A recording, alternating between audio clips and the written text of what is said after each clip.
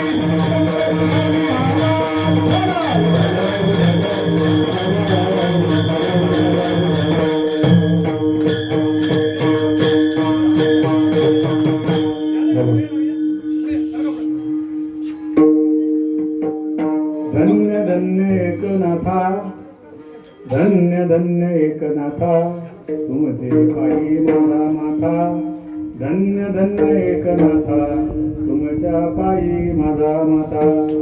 दासो पंथाचा अभिमान, गेला ओसाची दर्शन, धन्य धन्य एकनाथा, तुमचे पायी माझा माथा. दत्तात्रय चोपदार, दत्तात्रय चोपदार, पुढे उभे काठीकर, धन्य धन्य एकनाथा, तुमच्या पायी माझा माथा. यवन अंगावरी थुंकला, प्रसाद देऊनी मुक्त केला, धन्य धन्य एकनाथा, तुमच्या पायी माझा माथा. निळा शरण तुमच्या पाया, निळा शरण तुमच्या पाया, अनन्य भावे एकनाथ राया, धन्य धन्य एकनाथा, तुमच्या पायी माझा माथा. विठ्ठल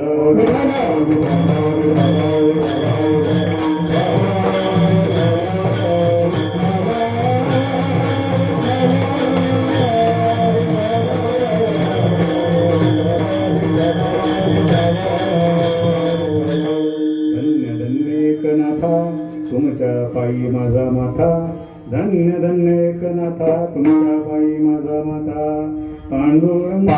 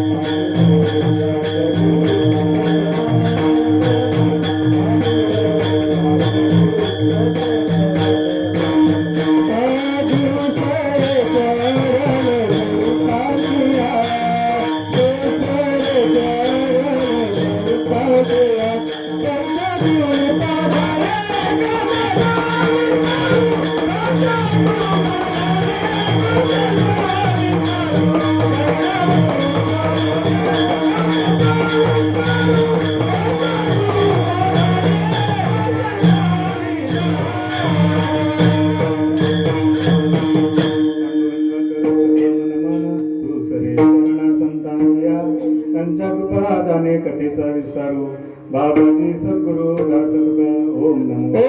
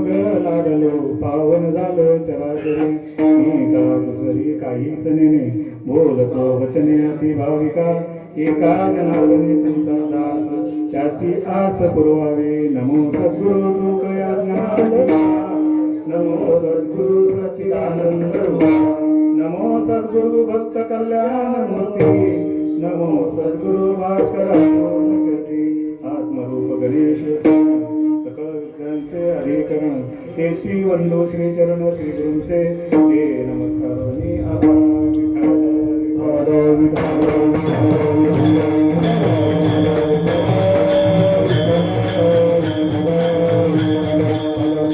धन्य धन्य एकनाथा तुमच्या पायी माझा माथा धन्य धन्य एकनाथा तुमच्या पायी माझा माथा प्रस्तुत कीर्तनरूपी सेवेसाठी निवडलेला अभंग देहूचे थोर साधू श्रीमंत संत वैराग्यमूर्ती जगद्गुरु जगतवंत जगद्गुरु तुकोबाराय यांचे शिष्य एकनिष्ठ शिष्य नेळोबाराय यांचा अभंग आहे. या अभंगामधून नेळोबाराय नाथ महाराजांचं चरित्र वर्णन करतात आणि नाथ महाराजांच्या चरणी नतमस्तक होतात. विठ्ठल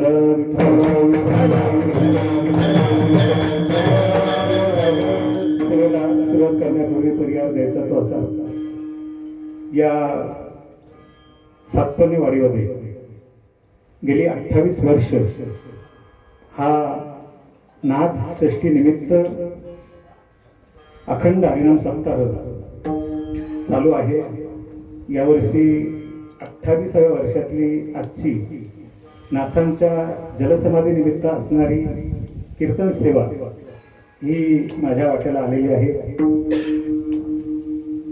वाडीचे मंडळाचे अध्यक्ष हरिभक्तपरायण सीताराम महाराज जाधव, सचिव शिवाजी महाराज शेला आणि खजिनदार साळवी साहेब, बरोबर ना,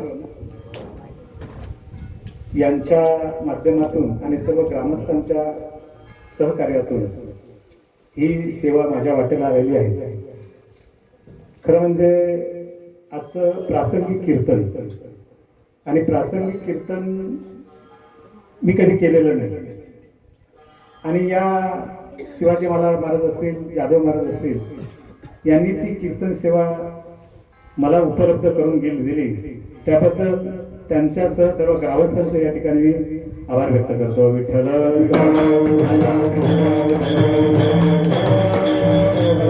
प्रासंगिक कीर्तन करायचं ते लहू महाराज मोरे यांनी, वैकुंठवासी लहू महाराज मोरे यांनी, आणि काल्याचं कीर्तन करावं ते रघुनाथ महाराज करत नाही का. गेले 28 वर्ष तुमचा सप्ताह मला वाटते चालू झाल्यापासून किंवा त्यांच्यापासूनच इथे आले असेल, सुरू झाला असेल. गेले 28 वर्ष ते आता आमच्याशी बोलता बोलता सहज शब्द केला की 28 वर्ष मी या ठिकाणी येत आहे. काही ठराविक माणसं जी अशी असतात की परमार्थाला जोडून गेलेले असतात, ते परमार्थ कधी सोडत नाही. काही जरी झालं, आता त्यांची प्रकृती बरोबर नाही तरी सुद्धा या ठिकाणी ते आले. याला संत सेवा म्हणतात. विठ्ठल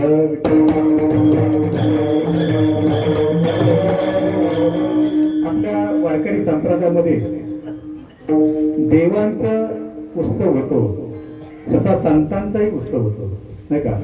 देवांचा उत्सव होतो तो जयंती निमित्त होतो, देवांचा उत्सव जयंती निमित्त होतो आणि संतांचा उत्सव होतो तो कसा कशाने होतो, पुण्यतिथी निमित्त होतो नाही का. देवांचा उत्सव, देवांचा अवतार दिवस किंवा वीर पुरुषांचा अवतार दिवस, जन्मदिवस असतो तो दिवस आपण साजरा करतो.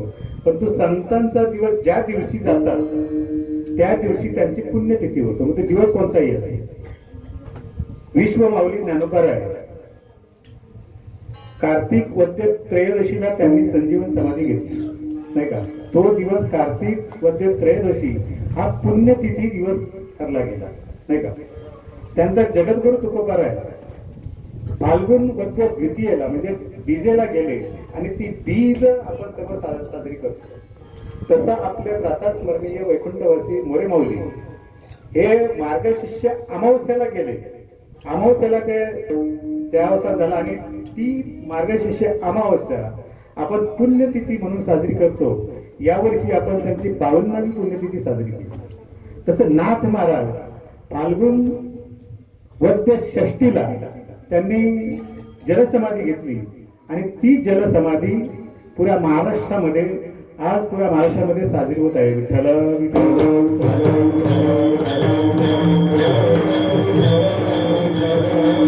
त्या निमित्ताने आजची कीर्तन सेवा. मी पहिलंच बोलून गेलो की प्रासंगिक कीर्तन करण्याची माझी पहिलीच वेळ. असं नामपर कीर्तन किंवा संतांचा महिमा असे कीर्तन काही झालेले आहेत, परंतु प्रासंगिक कीर्तन करण्याची ही पहिलीच वेळ आणि ती मला आपल्या ग्रामस्थाने करण्याची संधी दिली. म्हणून पुन्हा एकदा सर्व ग्रामस्थांचा या ठिकाणी मी आभार व्यक्त करतो. विठ्ठल देवाचं स्तवन होतं तसं संतांचं सुद्धा स्तवन होतं. आपल्या वारकरी संप्रदायामध्ये देवाचं आपण स्तवन करतो तसं संतांचं स्तवन करतो. अन्य मानवाचं आपण स्तवन करत नाही, अन्य गुणाचं स्तवन करत नाही, कारण तो त्या योग्यतेचा नसतो. देव आणि संत हे त्या योग्यतेचे असतात म्हणून आपण त्यांचं स्तवन करतो. परंतु एखादा कार्यकर्ता, एखादा मानव जर संतांसारखं कार्य करत असेल, संतांसारखं तो जर सर्व काही करत असेल तर त्याला संत म्हणायला काही हरकत नाही, नाही का? एखादा मानव संतांसारखं कार्य करतोय, संतांची भूमिका तो आपल्या जीवनामध्ये उठवतोय आणि जनसेवा हीच ईश्वर सेवा मानून जे रंजले गांजले आहेत त्यांना जो आपुले म्हणतो त्यांना तुकोबाराय म्हणतात की तो काय आहे? प्रत्यक्ष पांडुरंगाची मती. जे का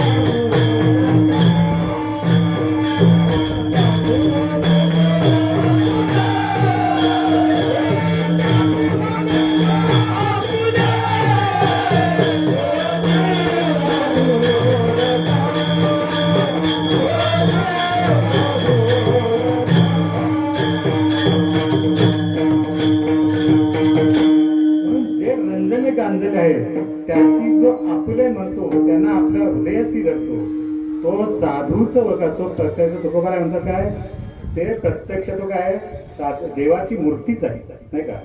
देव आणि संत याच्यामध्ये तसा देव ते संत, देव ते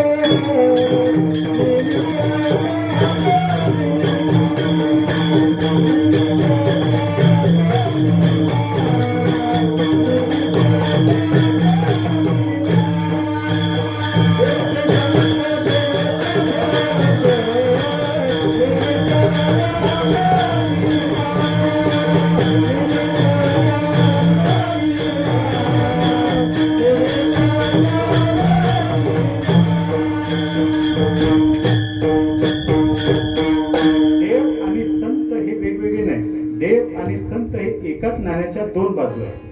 देव आणि संत यांच्यामध्ये फरक नाही, फक्त निमित्त त्या काय. पण देवामध्ये आणि संतांमध्ये फरक नाही.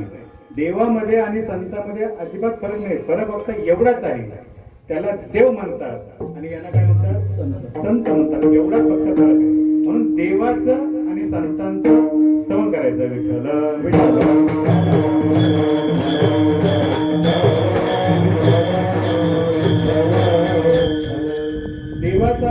संतांचं स्तवन, देवाचं स्तवन केल्यानंतर काही साफल्य निर्माण होतं नाही का? देवाचं स्तवन केल्यानंतर काही फलप्राप्ती होतं. मग संतांचं स्तवन केल्यानंतर फलप्राप्ती होते का? तर नक्कीच होते. संतांचं स्तवन केल्यानंतर काय होतं? फलप्राप्ती होते. तर देवाचं स्तवन केल्यानंतर फलप्राप्ती होते, तसं संतांचं स्तवन सुद्धा केल्याच्या नंतर फलप्राप्ती होते नाही का? संतांचं स्तवन केल्यानंतर फलप्राप्ती होते. देवाचं स्तवन केल्याच्या नंतर पुण्याची प्राप्ती होती. बरोबर आहे. मग संतांचं स्तवन केल्यानंतर पुण्याची प्राप्ती होते का? तर तुकोबारा त्याच्यावरती बोलतात की देवाचं स्तवन केल्यानंतर पुण्यप्राप्ती होते, तसं संतांचं स्तवन केल्यानंतर सुद्धा पुण्य प्राप्त होतं. जर तुम्हाला पुण्य प्राप्त होऊन घ्यायचे असेल का, तर संतांचं स्तवन करा नाही का? देवाचं जर संतांचं जर हे करायचं ना काय पुण्यवंत व्हावं. जर तुम्हाला पुण्यवंत व्हायचं असेल तर सज्जनांचं काय करा? पुण्यवंत व्हावे येतात सज्जनांची नावे. जर आपल्याला पुण्यवंत व्हायचं असेल तर सज्जनांचं नाव घेतलं तर आपल्याला पुण्यवंत होता येते. मग देवाचं नाव घेतल्यानंतर पुण्य प्राप्त होतं, तसं पापाचाही नाश होतो. बरोबर आहे. काही आपण म्हणू की देवाचं नाव घेतल्यानंतर आम्हाला पुण्य प्राप्त होतं, तसं पापाचाही नाश होतो. मग संतांचं नाव घेतल्यानंतर पापाचे नाश होते का? तर संतांचं नाव घेतल्यानंतर सुद्धा काय होते? पापाचं नाश होतं. तुकाराम म्हणतात, तुका म्हणे पापे जाती संतांची या. तुका म्हणे पापे जाती संतांची आहे. म्हणून जगामध्ये देवाचं नाव जेवढं महत्वाचं आहे तेवढं संतांचं नाव महत्वाचं आहे. म्हणून देवाचं स्तवन करतं तसं संतांचंही स्तवन करायचं आहे. मग संतांचं स्तवन केलं तर देवाला राग येईल. देवाला राग येईल का? जर आपण संतांचं स्तवन केलं तर देवाला राग येईल का? कारण इंद्रदेवाला आला होता नाही का? इंद्रदेवाला आला होता. कधी आला होता माहितीये? ज्या वेळेला तो पर्वत कुठला मथुरेतला पर्वत माहितीये का? गोवर्धन पर्वत. ज्यावेळेला त्या पर्वताची पूजा केली तेव्हा इंद्रदेवाला त्याचा राग आला होता आणि इंद्रदेवाने कोप केला होता. तसं देवाला राग येईल का? तर ज्ञानोबा म्हणतात देवाला तसा राग येत. उलट भगवंत म्हणतात की माझा भक्त मला एवढा प्रिय आहे की तेही प्राणापरवते, आवडते हे निरुते, भक्त चरित्राचे तेही प्राणापरवते. माझा आवडते हे निरुते, जे भक्त चरित्राचे प्रशंसती. माझ्या भक्तांचा जे प्रशंसा करतात तो भक्त मला माझ्या प्राणापेक्षाही प्रिय आहे. कोण आवडतो? तर भक्त माझ्या प्राणापेक्षाही जास्त आवडतो नाही का? माझ्या भक्तांचे जे वर्णन करतात तो भक्त मला माझ्या प्राणापेक्षाही आवडतो. तय प्रेमाची वार्ता अनुवादितीचे पंडुसुता, ते आमची परमदेवता, ते मानू आमची परमदेवता आपुली आहे. परमदेवता कोण? तर माझ्या भक्तांची जी प्रशंसा करतात ते भक्त मला माझ्या प्राणापेक्षाही जास्त प्रिय वाटतात. माझ्या प्राणापेक्षाही जास्त प्रिय वाटतात. म्हणून संतांचं स्तवन हे केलं पाहिजे. आणि संतांचं स्तवन न करता आपण जर देवाचं स्तवन केलं तर देवाला ते आपलं स्तवन वाटत नाही. संतांचं भजन न करता आपण जर देवाचं भजन जर केलं तर देवाला ते आवडत नाही. देवाला तो आपल्यावरती केलेला काय आहे? आघात केलेला असं वाटतं. देवाला आपल्यावरती केलेला काय आहे? तो नको ते केलेलं असं वाटतं. देवाच्या संतांच्या भजनाशिवाय जर आपण देवाचं भजन केलं तर ते देवाला आवडत नाही. त्याला असं वाटतं की माझं भजन न करता यांनी माझ्यावरती दगड मारायचा. का संतांचा अतिक्रमण देवपूजा तो अधर्म. दगड येती तैसीवरी मंत्र पुष्प देवासी. जर संतांना टाळून जर आपण भगवंताची जर प्रार्थना केली तर ती देवाला आवडत नाही. देवाला असं वाटतं आपण जे पूजा करतो देवाची, देवाला जे आपण फुलं वगैरे वाहतो ते देवाला फुलं न वाटता ते आपल्यावरती दगड मारलेले आहेत असं देवाला वाटतं. आणि आपण जे मंत्र बोलतो ते मंत्र नसता तो फक्त आपल्याला शिव्या देतोय असं देवाला वाटतं. संतांचा अतिक्रमण देवपूजा तो अधर्म. संतांना डावून देवाची पूजा केली तर तो देवाला अधर्म वाटतो, त्याची जी पूजा वाटत नाही. आपण जे त्याची पूजा करतो, पूजा करत असताना जे फुलं वाहतो ती फुलं नसताना ते आपल्यावरती दगड येत आहेत असं देवाला वाटतं. म्हणून देवाची पूजा ही करावी, पण त्याच्या अगोदर संतांची पूजा करावी. ज्यांचा अभंग आहे त्या निळोबर आहे, ते थोर निळोबर आहे. ज्यांचा अभंग आहे ते थोर निळोबर आहे. थोर निळोबर याच्यासाठी मी म्हटलेलं आहे की निळोबारायांच्या समोर निळोबारायांच्या समोर निळोबारायांनी देवाच्या देवाला सत्ता साधला. प्रथमतः संतांची पूजा केली, देवाला मागे साधला. निळोबारायांच्या बद्दलचा सर्व कथा आपल्याला सर्वांना माहिती आहे.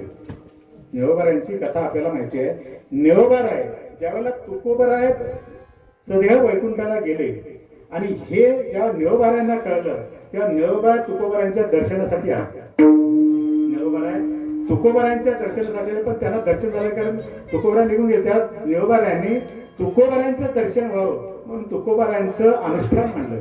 तुकोबरायांच्या ध्यानासाठी बसले. निळोबाराय तुकोबरायांच्या ध्यानासाठी बसले आणि ध्यानासाठी बसल्याच्या नंतर 21 दिवसांनी देव स्वतः आले आणि निळोबाराय म्हणाले, निळोबाराय उठा, मी आलो. निळोबाराय म्हणतात, कोण आपण? मी तुम्हाला आमंत्रण दिलं होतं का? मी तुम्हाला तुमची प्रार्थना केली होती का? मग तुम्ही का आला? तुझ्या लागी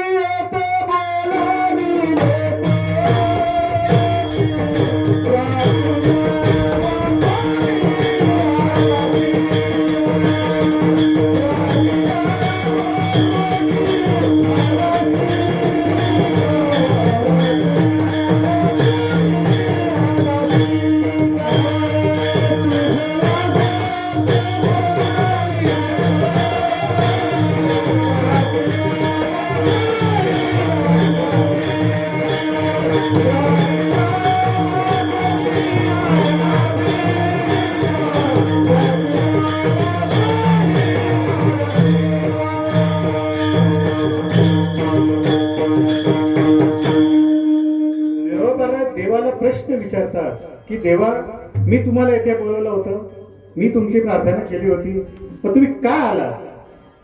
मी जर तुम्हाला बोलावलेलं नाही, मी तुमची प्रार्थना केली नाही, तर तुम्ही का आलात? देव म्हणतात, मी सामान्य माणूस नाही, मी सामान्य कोणी व्यक्ती नाही, मी देव आहे. देव मी देवाला तुम्ही ओळखला नाहीत का? निळोबाराय म्हणतात, देवा म्हणे आम्ही नोळखची देवा तुकयाचा धावा करीत असतो. निळोबाराय म्हणतात, देवा मी तुम्हाला ओळखतच नाही, मी तुकोबारायांचा धावा करतो, तुम्ही जा इथून. काय बघा संतांची ताकद आहे. देवाला म्हणतात की तुम्ही इथून जा, मी तुम्हाला बोलवलंय का? मी तुमची प्रार्थना केली का? मग प्रार्थना न करता तुम्ही का आलात? नाही का? मोठ्या माणसाने आमंत्रणाशिवाय दुसऱ्या ठिकाणी कधी जाऊ नये. आपल्याला आमंत्रण असेल तरच जावं. तसं निळोबाराय देवाला प्रश्न विचारतात की तुम्हाला मी बोलवलं नाही, मी तुमची प्रार्थना केली नाही, तरी तुम्ही का आला येतात? इथून निघून जा. आता आपल्याला असं वाटलं की जर निळोबारायांनी देवाचा एवढा अपमान केला तर देवाला नक्कीच राग आला असेल, नाही का? देवाला आता नक्कीच राग आला असेल, परंतु देवाला राग आला नाही, देवाला उलट आनंद झाला. देवाला एवढा आनंद झाला, एवढा आनंद झाला की देवाला असं वाटलं की माझ्या तुकोबारायांवरती एवढं यांचं प्रेम, माझ्या तुकोबारायांवरती एवढं यांचं प्रेम. देव निघाले, वैकुंठाला गेले आणि वैकुंठाला गेल्याच्या नंतर देवानी तुकोबारायांना सांगितलं की तुकोबाराय तुम्ही जा.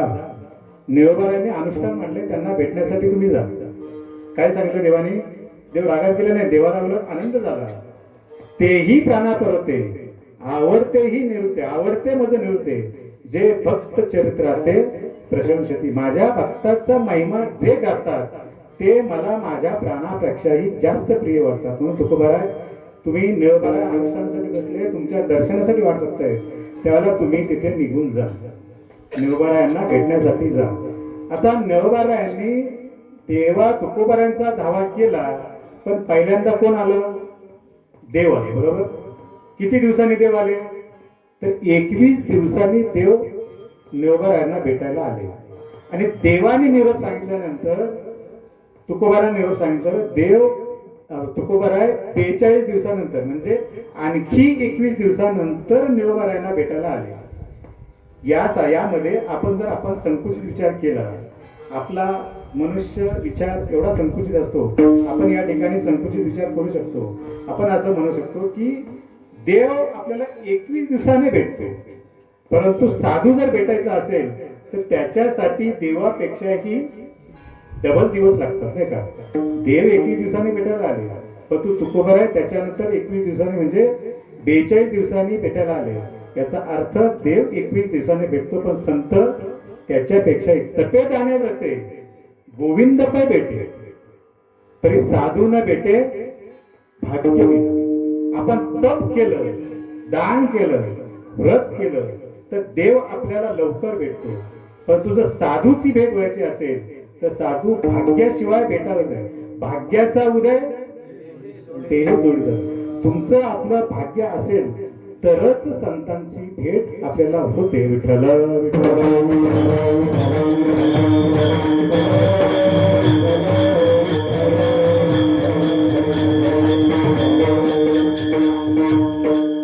झालंय काय, पण कीर्तनच उशिरा सुरू केलेले आहे आणि प्रासंगिक कीर्तन असल्या कारणाने आपल्याला त्या वेळेवरती येऊन थांबलंच पाहिजे. त्या वेळेवरती येऊन थांबलंच पाहिजे, कारण आता मला वाटतं 12:15 झाले, 12:15 होऊन गेले, 12:20 झाले आणि 12:30 पर्यंत आपल्याला फुलं टाकायचीच आहे. म्हणून आपल्याला जास्त वेळ काय घेता येणार नाही, मग आपल्याला याला करायला लागलंच पाहिजे म्हणून नाही का. म्हणून निळोबाराय या ठिकाणी निळोबारायांनी सर्व संतांचं चरित्र गायलेलं आहे. निळोबारायांनी सर्व संतांचं चरित्र गायलेलं आहे आणि सर्व संतांचं चरित्र निळोबारायांनी एवढं कुणी केलेलं नाही. सर्व संतांचं चरित्र गायलेलं आहे. त्याच्यामध्ये निळोबारायांना नाथ महाराजांचं चरित्र एवढं आवडलं की नाथ महाराजांचं चरित्र पूर्ण जीवनपट निळोबारायांच्या समोर उभं राहिलं. नाथ महाराजांचं संपूर्ण जीवनपट निळोबारायांच्या समोर उभं राहिलं आणि निळोबारायांनी नाथांचं वर्णन करण्यासाठी आजचा अभंग घेतला आणि त्या अभंगाच्या प्रथम चरणामध्ये निळोबाराय सांगतात, धन्य धन्य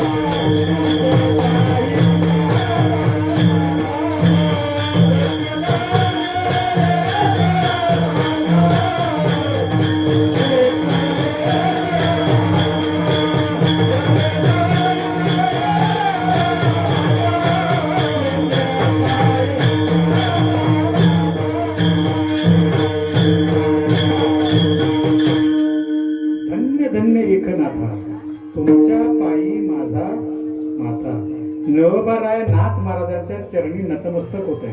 किंबहुना अभंगच निळोबाराय नाथ महाराजांच्या चरणावरती नतमस्तक होण्यासाठी आहे. निळोबारायांनी सर्व संतांचं वर्णन केलेलं, सर्व संतांचं चरित्र गायलेलं आहे.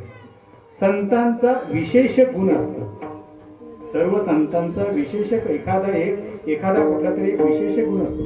तसंच सर्व संत हे दैवी गुण संपन्न असतात. सर्व 26 गुणांनी, दैवी गुण 26 गुणांनी सर्व संपन्न असतात, पण त्यातल्या त्यात काही संतांचा विशेष गुण त्यांच्याकडे तो प्रकट होतो, नाही का? त्यांच्याकडे तो प्रकट होतो. ज्ञानोबारायांकडे कृपा हा गुण प्रकट झाला. ज्ञानोबारायांच्या संबंधाने कृपा, त्यांना कृपा जगाला करावी असा हा कृपा ज्ञानोबारायांच्या ठिकाणी आला. म्हणून ज्ञानोबाराय कसे आहेत? कृपाळू, उदार माझा. म्हणून ज्ञानोबाराय हे कृपाळू. तसं जगद्गुरु तुकोबाराय कसे आहेत? वैराग्याची मूर्ती आहे. ज्ञानोबारायांमध्ये कृपाळू हा विशेष गुण आला. म्हणजे एखादा विशेष गुण आहे म्हणजे त्यांच्याकडे इतर गुण नाहीत असं होतं का? तसं नाही. संत हे सर्व गुण संपन्न असतात, परंतु काही संतांकडे काही विशेष गुण असतात, ते त्या क्रिया घडतात, तसा तो गुण कसा त्यांच्यामध्ये तो येतो. ज्ञानोबारायांकडे कृपा हा गुण आला, तसंच जगद्गुरु तुकोबारायांकडे वैराग्य हा गुण आला. तुकोबारायांच्या बाबतीत बरेच असे घटना घडल्या की त्यांच्यामध्ये तो वैराग्य हा गुण त्यांच्यामध्ये आला, आणि तुकोबारायांना म्हणून काय म्हणतो? वैराग्य मूर्ती, नाही का? तुकोबारायांना काय म्हणतो आपण? वैराग्य मूर्ती म्हणतो. तसं नामदेव महाराजांना काय आपण म्हणतो? की भक्ती प्रेम भंडारी, नाही का? ज्ञानोबाराय काय आहे? हे भक्तीचे प्रेम भंडार आहे. म्हणून पंढरीनाथाचा प्रेम भंडारी असं आपण नामदेवरायांना म्हणतो. तसं नाथ महाराजांच्या ठिकाणी कोणता विशेष गुण आहे? शांती. ज्ञानोबारायांच्या ठिकाणी सर्वात जास्त मोठा गुण कोणता आहे? तर शांती. शांतीच्या बाबतीत नाथ महाराजांच्या समोर अनेक उदाहरणं आहेत, आणि त्याच्यामुळे नाथ महाराजांना प्रत्येकासाठी काही शांती हा गुण नाथ महाराजांकडे आला. आणि अशा ज्ञानोबारायांचा आजचा नाथ षष्टीचा दिवस आहे. नाथ महाराजांच्या जर जीवनाचा विचार केला तर षष्टी हा दिवस नाथ महाराजांच्या जीवनामध्ये फार महत्वाचा आहे, नाही का? संपूर्ण चरित्र नाथ महाराजांचे षष्टीच्या भोवती आहे. नाथ महाराजांचे गुरु कोण गुरु आहेत? नाथ महाराजांचे जनार्दन स्वामी. जनार्दन स्वामीचा जन्मदिवस हा सुद्धा काय आहे? षष्टीचाच आहे, नाही का? नाथ महाराजांना प्रत्यक्ष दत्तात्रयांचं दर्शन झालेलं तो दिवस कोणता आहे? नाथ षष्टीचाच आहे. नाथ महाराजांची आणि जनार्दन स्वामींची भेट झाली तोही दिवस कुठला आहे? षष्टीचाच आहे. जनार्दन स्वामींनी समाधी घेतली तो सुद्धा दिवस कुठला आहे? षष्टीचाच आहे. म्हणून नाथ महाराजांनी आपला दिवस हा स्वतः निवडलेला आहे. नाथ महाराजांनी आपला दिवस हा स्वतः निवडलेला आहे. नाथ महाराजांनी आपला दिवस षष्टी का निवडला? तर नाथ महाराजांचा हृदयामध्ये गुरु भावना, सद्गुरु भावना ही जास्त होती, की माझ्या नाथ महाराज हे सद्गुरूंच्या मध्ये विलीन झालेले होते. जनार्दन स्वामी शिवाय त्यांना दुसरं काही दिसतच नव्हतं. नाथ महाराजांच्या अभंग नाथ महाराजांनी अभंगामध्ये कधीच त्यांचा स्वतःच्या नावाचा उच्चार केला नाही. तर ते कोणाचे नाथ म्हणतात? एका जनार्दन स्वामींचे ते नाथ. म्हणून स्वामींचे नाथ झाले म्हणून त्या पुऱ्या जगाचे नाथ होऊ शकते, नाही का?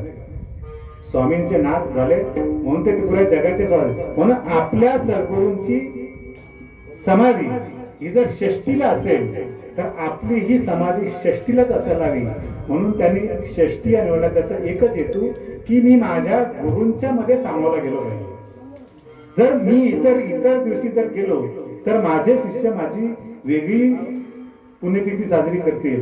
म्हणून माझी जर पुण्यतिथी शिष्याला करायची असेल तर ती माझ्या गुरूंच्याच विधीमध्ये झाली पाहिजे. हा एकूण नाथ महाराजांचा हट्ट होता.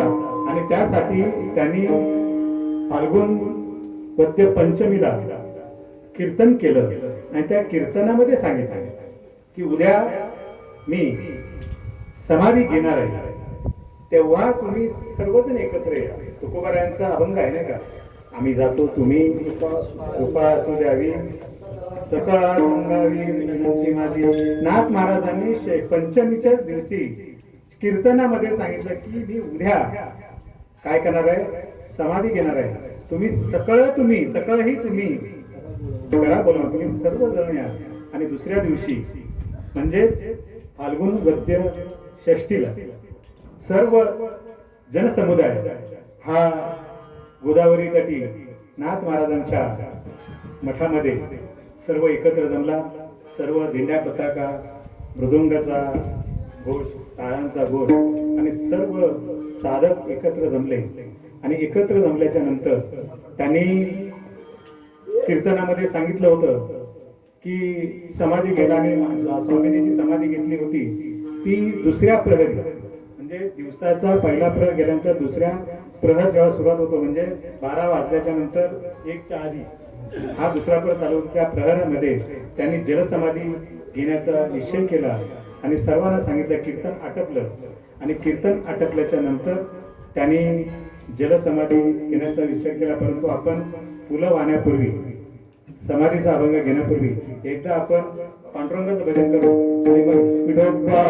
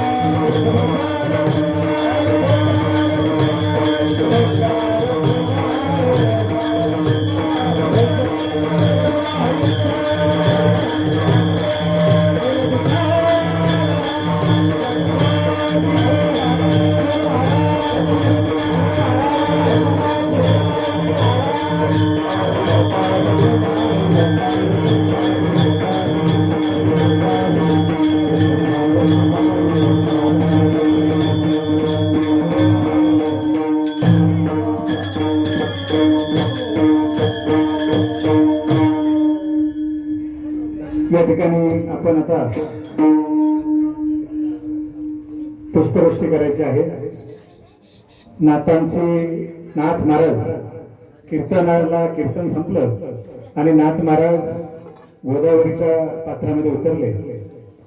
आणि गोदावरीच्या पात्रामध्ये उतरल्यानंतर नाभीपर्यंतच्या पाण्यामध्ये ते गेलेले आहेत.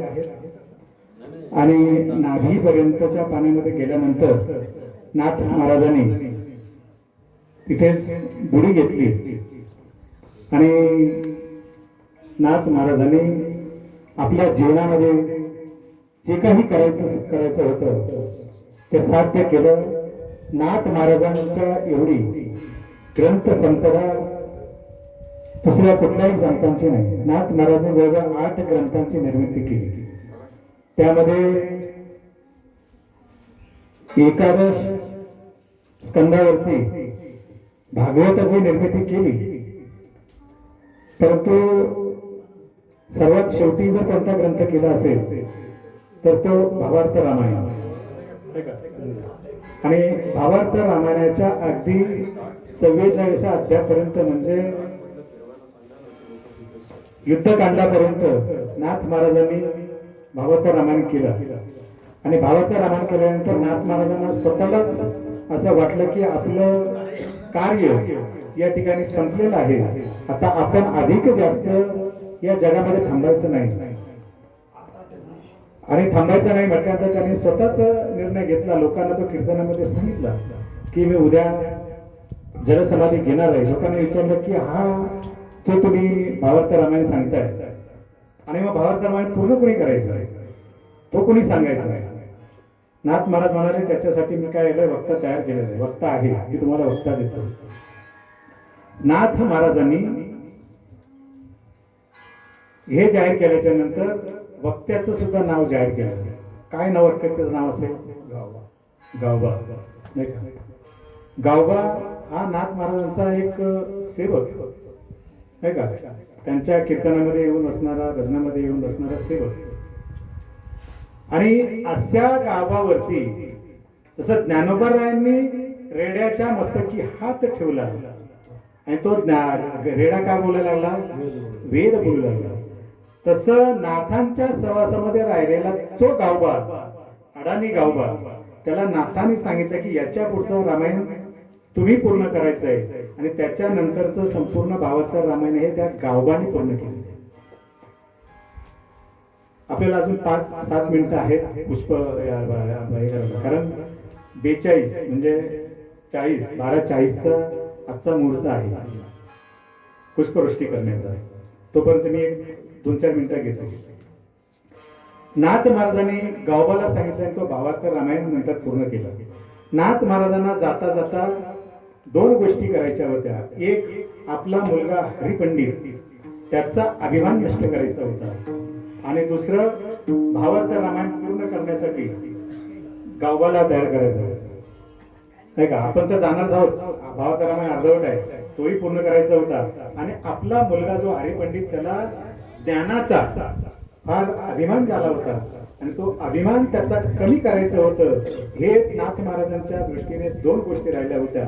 त्यातलं पहिलं तर त्यांनी पूर्ण केलं आणि दुसरं, जो हरिपंडिताचा अभिमान, गर्व कमी करायचा होता, त्यासाठी नाथ महाराजांनी युक्ती ऐकली होती. आणि ते भगवंताच्या सानिध्यामध्ये, भगवंतामध्ये त्यांनी जसं बोलूनही दाखवलं होतं, त्याप्रमाणे भगवंताच्या इच्छेने जे काही होतं ते भगवंताच्या इच्छेने होते. आणि त्या ठिकाणी नाथ महाराजांना भेटायला एक वृद्ध माता आली, एक वृद्ध स्त्री त्या नाथ महाराजांकडे आली आणि नाथांना म्हणाले, महाराज मला सहस्त्र ब्रह्मभोजन घालायचं होतं, सहस्त्र भोजन घालायचं होतं, परंतु मला ते काही करता नाही आलं. माझे यजमान निघून गेले आणि आता ती माझी परिस्थिती नाही. मी सहस्त्र ब्रह्मभोजन घालू शकत नाही, कारण तशी माझी परिस्थिती नाही. म्हणून मला ते घालायचं आहे, माझं ते जीवनामधलं स्वप्न आहे. परंतु करणार काय, म्हणून मी एका शास्त्रींकडे गेलो. आणि शास्त्रींकडे गेल्यानंतर मला त्यांनी सांगितलं की जर तुला सहस्त्र ब्रह्मभोजन घालता येत नसेल तर तुम्ही एका ब्रह्मनिष्ठ ब्राह्मणाला भोजन घाला, म्हणजे सहस्त्र भोजन केल्यासारखं, सहस्त्र ब्राह्मण भोजन केल्यासारखं होईल. मग तू इथे का आली, नाथाने तिला प्रश्न विचारला, मग तू इथे का आली. ती म्हणते, तुमच्यासारखा ब्रह्मनिष्ठ ब्राह्मण मला कुठे दिसत नाही. हे कोणाच्या समोर सांगते, हरिपंडिताच्या समोरच सांगते. हरिपंडितला एवढा अभिमान झाला होता की तो स्वतःच्या वडिलांनाच कमी लेखत होता. नाथ महाराजांना तो कमी लेखत होता. कारण नाथ महाराज कोणाच्याही घरी जायचे, कोणीही आमंत्रण दिलं की जायचे. आणि नाथ महाराज एवढे पंडित होते, एवढे ज्ञानी होते, परंतु लोकांना समजेल, लोकांना भावेल त्याच भाषेमध्ये ते कथारूपी लोकांना समजावून सांगायचे. तत्वज्ञान सांगितलं म्हणजे कीर्तनकार किंवा तत्वज्ञान सांगितलं म्हणजे ज्ञानी, असं होत नाही. लोकांना ज्या भाषेमध्ये जमेल त्या भाषेमध्ये समजावून सांगणं, याला संत म्हणतात, नाही का. छोटी गोष्ट मोठी करून सांगतो त्याला पंत म्हणतात, आणि मोठी गोष्ट सोपी करून सांगतो त्याला संत म्हणतात. विठ्ठल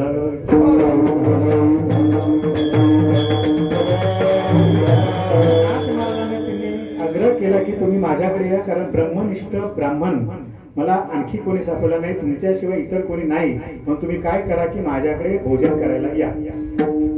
नाथांनी हरिपंडिताला विचारलं की बाबा चालेल का, कारण तुझी आज्ञा घेतली पाहिजे का, नाही का, कारण तुझी आज्ञा घेतल्याशिवाय मला काय जाता येणार नाही, मग आपण जावं का. हरिपंडित त्यांना आणखी दुकानासाठी बोलतो की आता तुम्ही स्वतःच सांगितलं की मी उद्या जाणार आहे, मग आता तुम्ही तुमच्या मनासारखं करा, कारण जर ते मी तुम्हाला करून दिलं नाही तर माझ्यावरती तुमचा टक्का येईल की मला काही करून दिलं नाही. म्हणून आपण जायचं तिथं. परंतु माझी एक अट आहे. काय अट आहे की तिथे गेल्याच्या नंतर मी स्वतः भोजन बनवीन आणि स्वतः भोजन बनवून ते तुम्ही खायचे. मी तिथे गेल्याच्या नंतर स्वतः माझ्या हाताने ते भोजन बनवीन, ते तुम्ही खायचं. ही जर अट मान्य असेल तर तुम्ही जायचं. नाथ महाराजांनी त्या मातेला विचारलं की ही अट तुम्हाला मान्य आहे का, बघा काय म्हणतोय ते. ती म्हणते की तुम्ही या फक्त, कारण तुम्ही आल्या तरच मला ते समाधान, तुम्ही या, पुढचं पुढे होऊ. गेले काही दिवस गेल्याच्यानंतर गेले ते हरिपंडित आणि नाथ महाराज दोघेही गेले.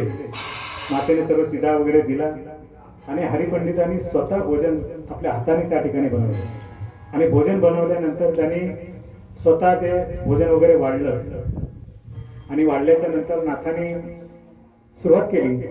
नाथाने जेवायला सुरुवात केली. आता त्या मातेला वाटलं की आपल्या घरचं भोजन घेता येत हे खरं, परंतु आपल्या हातून ते काय खात नाही का. कुठलीही माता, कुठलीही भगिनी, कुठलीही स्त्री ही ज्या वेळेला भोजन बनवते त्यावेळेला ती स्वतःसाठी बनवत नाही, तर ती दुसऱ्यांसाठी बनवत असते. स्त्री ही एकाची माता नसते, ती अनेकांची माता असते. ती फक्त मुलाची माता नसते, ती सर्व घरातल्यांच्या ती माता असते. ती सर्वांसाठी स्वयंपाक बनवते. त्या मातेला वाटलं की आपल्या घरामध्ये येऊन जेवता येत ना खरे, परंतु तो आपल्या हातचं ते काही खात नाही. तिने पाहिलं इकडे तिकडे, हरिपंडिताचं लक्ष नाही. आपल्या टोपल्यातलं एक भाकरी, शिळ्या भाकरीचा तुकडा टाकला, तुकडा घेतलाय तो नाथांच्या पात्रामध्ये. हरिपंडिताला न दिसता लगेच टाकला. नाथाने तो पटकन आपल्या तोंडामध्ये टाकला. त्या मातेला समाधान वाटलं की आपल्या हातचं नाथाने खाल्लं. झालं सर्व नाथांचं भोजन वगैरे झालं. नाथांची पत्रावळी उचलण्याचा वेळ आली. हरिपंडित स्वतः जेवला आणि त्याची पत्रावळी त्यांनी स्वतः नेऊन टाकली आणि आता तो बघू लागला की ती म्हातारी आता नाथांची पत्रावळी उचलते का. परंतु नाथाने सांगितलं की आता तू एवढं सर्व केलंस, भोजन सर्व तू केलंस, सर्व काही तू तुझ्या हाताने केलंस, तर आता तिला पत्रावळी का उचलायला सांगतो. आता ती पत्रावळी सुद्धा तू उचल, कारण आता कशाला हात लावून देतो. आता ती पत्रावळी सुद्धा काय कर, तूच उचल. हरिपंडितांनी नाथ जेवलेली पत्रावळी उचलली आणि ती पत्रावली उचलल्या नंतर त्या पत्रावलीच्या खाली दुसरी पत्रावली निर्माण झाली. ती पत्रावली उचलली, त्याच्या खाली आणखी तिसरी पत्रावली तयार झाली. असं करता करता करता करता किती पत्रावल्या तयार झाल्या, तर बरोबर 999 पत्रावल्या त्याच्या खाली तयार झाल्या. त्याचा अर्थ काय की त्या मातेचा इच्छा होती, तिने संकल्प केला होता की माझ्या घरी सहस्त्र ब्रह्मभोजन झालं पाहिजे. नाथांच्या कृपादृष्टीने देवांचं नाथावरती असलेलं प्रेम, आपल्या संताचा, आपल्या भक्ताचा शब्द मागे पडू नये म्हणून भगवंताने केली ती क्रिया. नाथ जेवले एकटे, परंतु पत्राला किती निर्माण झाल्या नाही का. हा नाथांचा भक्तीचा महिमा होता. हरिपंडिताला वाटलं की आपण उगाच गर्व करत होतो नाही का. जेवले फक्त आपले बाबा आणि पत्रावळी किती निर्माण झाल्या. हरिपंडितांनी तिथेच मान खाली घातली. नाथ समजले, नाथांचा कार्यभाग झाला होता. नाथांनी दुसऱ्या दिवशी सकाळचं कीर्तनाला परत सुरुवात केली. सर्व जनसमुदाय जमला. मी सांगून गेलो. नाथ महाराज गंगेच्या पाण्यामध्ये गेलेले, तिथे त्यांनी नाभीपर्यंत पाण्यामध्ये गेले आणि जी बुडी मारली आणि तिथेच त्यांनी जलसमाधी घेतली आणि संपूर्ण जलसमाधी घेतल्याच्या नंतर त्या परमात्म्यामध्ये ते विलीन झाले. त्या विलीनतेचा एक अभंग आहे. त्याच्या अभंगाची ओवी या ठिकाणी आमचे जयवंत निकम महाराज बोलतील आणि त्यानंतर सर्वांनी पुष्पवृष्टी सर्व मिळालेले सर्वांना. रघुनाथ बाबा आतमध्ये आहेत ना, बाहेर येत असाल तर बाहेर या, नाहीतर मग आतमध्ये बसलं तरी चालेल, पण बाहेर आलात तर फार बरं होईल. आपण या ठिकाणी पुष्पवृष्टी करायची आहे. सर्वांनी उभं राहायचं आहे. पताकांचे भार वैष्णव नाचती, पताकाचे भार वैष्णव नाचती, पताकांचे भार वैष्णव नाचती, पताकाचे भार वैष्णव नाचती. रामकृष्ण गाते नामावली, रामकृष्ण गाते नामावली, रामकृष्ण गाते नामावली, कृष्ण गाते नामावली. सारेवान शके 1511, सारेवान शके 1511, सारेवान शके 1511, सारेवान शके 1511. 1511 विजय संवत्सरा फाल्गुन मास विजय संवत्सरा फाल्गुन मास विजय संवत्सरा फाल्गुन मास विजय संवत्सरा फाल्गुन मास उत्तमये तिथी षष्ठी रविवार उत्तमये तिथी षष्ठी रविवार उत्तमये तिथी षष्ठी रविवार उत्तमये तिथी षष्ठी रविवार गायन साचार दोन प्रहरी गायन साचार दोन प्रहरी गायन साचार दोन प्रहरी गायन साचार दोन प्रहरी निरामणे ऐशा नामाच्या गजरी निरामणे ऐशा नामाच्या गजरी निरामणे ऐशा नामाच्या गजरी निरामणे ऐशा नामाच्या गजरी समाधी गोजरी प्रतिष्ठानी समाधी गोजरी प्रतिष्ठानी समाधी गोजरी प्रतिष्ठानी समाधी गोजरी प्रतिष्ठान